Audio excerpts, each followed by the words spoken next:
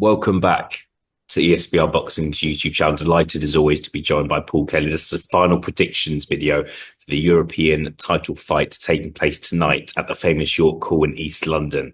Thomas Essomba will aim to defend his title against former world champion Charlie Edwards. If you enjoy this video, please do let us know. Please do give the video a like and subscribe to this channel if you haven't done so already, and check out the rest of our content. Paul, good to be joined by you as always. We're going to get straight into it as always. Charlie Edwards, the strong favourite here, but Thomas Essomba is the champion.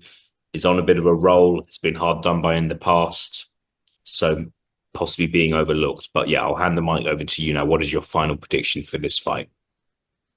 Yeah, thanks for having me on, mate. As always, it's a really interesting one for me here because sometimes you find that through no fault of their own, fighters in the lower weights have their fights tend to have lesser interest in them, which is just natural. Obviously, heavyweights, everyone loves a heavyweight, but when you're down in the flyweights, the bantamweights, seems to be less interest. But not for this one for me, mate. I think this is an intriguing battle.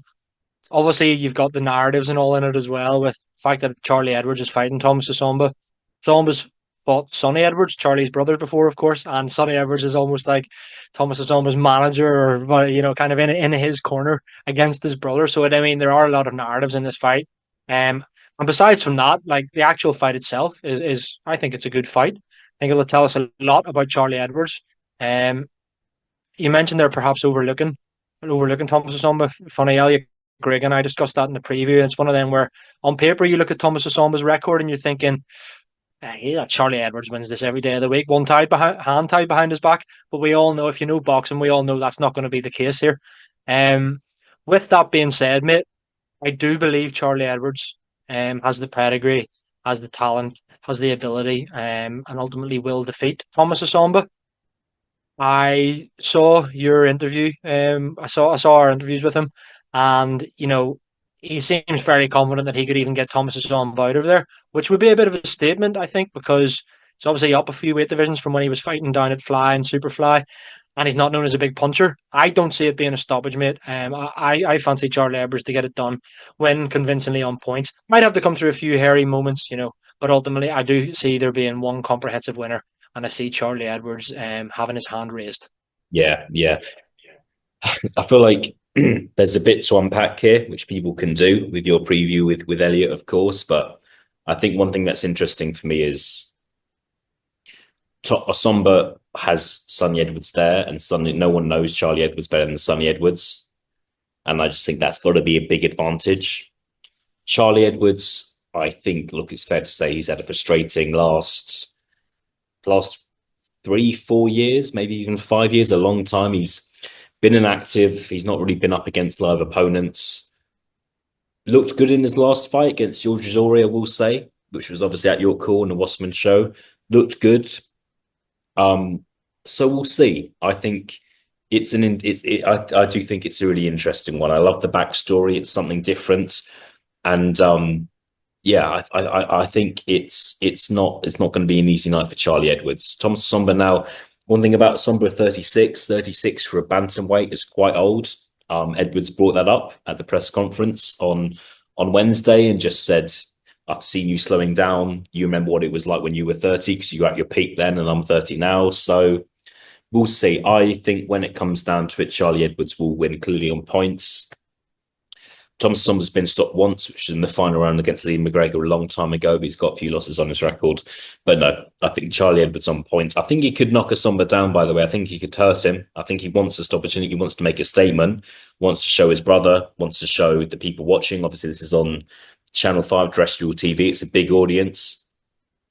So yeah, we'll see. That I think we're in agreement here, Paul, which sometimes we are, sometimes we're not. I know you and Elliot discussed in your preview, can Charlie Edwards become a world champion again?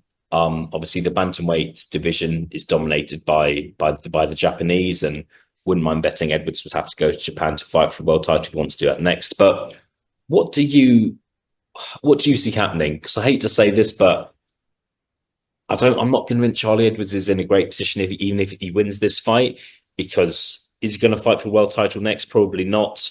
Is there a big domestic fight there? Not really. There's that Paul Butler fight, which doesn't seem to be a possibility. So it's a tricky question, but if we're both right here and Charlie Edwards wins this fight, what do you think is going to happen next for him? Yeah, mate, I think you hit the nail on the head there. It is. It's a strange one because normally you'd find that if a fighter wins a European title, particularly if they're like Charlie Edwards, who's been a former world champion, and in weight there's thing, he's a two-time world champion. He won two different world titles. I mean, if you if you consider that, you'd think, right, well, he's two former two-time world champion, um, just won a European title in a new weight division. Right, he deserves a world title shot immediately, just because of the kind of pedigree he has. But you're right in what you're saying. It's not one of them where it can easily get made. It's not like Wasserman have another, yeah, a world bantamweight champion just sitting there for them to fight. There's not, like, as you mentioned, not a massive UK name where you could see it like we see now with kind of, it doesn't really matter what promoter you're with. It seems that fights can get made. It's not like Eddie Hearn or Frank Warren or Ben Shalom or whoever have like a big bantamweight a world champion sitting there and you could throw Charlie Edwards in with them. That's not the case. As you mentioned, four different champions, all Japanese fighters at bantamweight.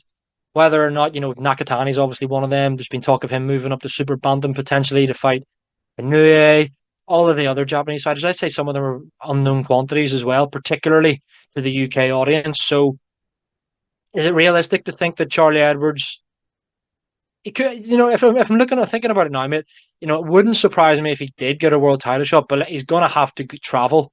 He's going to have to travel. So yeah, whether that be going over to Japan, and like that would be a tough ask, I think, going over there fighting any of those champions at 100 and 118 pounds. I think that would be very, very tricky for Charlie Edwards. So I think it's a possibility if he wins, he could get a world title shot. But like you said, I think it's more likely that he would maybe have a defense of a European. Wait and see how the division goes on. He's not old, but he's not young as well. As you mentioned, he's at that 30, and particularly down in those lower weights. But yeah, I think he definitely will fight for world honors once again. Whether or not it is after this fight or not remains to be seen. Yeah, for sure. I think to give him his credit, he's not had a bad career, has he? Just the one loss in his record to Casemiro when he was a very young fighter. I do think it's possibly in his interests to not fight for a world title next. If you consider how inactive he's been, he could do with just having a period of activity and getting out, hopefully getting out again in the next 4 or 5 months. But we'll see. He has to get past Thomas Essomba first. It's one to look forward to. It's going to be at York Hall. It's a fantastic place for boxing, live on Channel 5 on part of the Wasserman schedule. Paul, good to speak to you. Thank you for your time. Thank you for your final prediction, and I'll speak to you again very soon.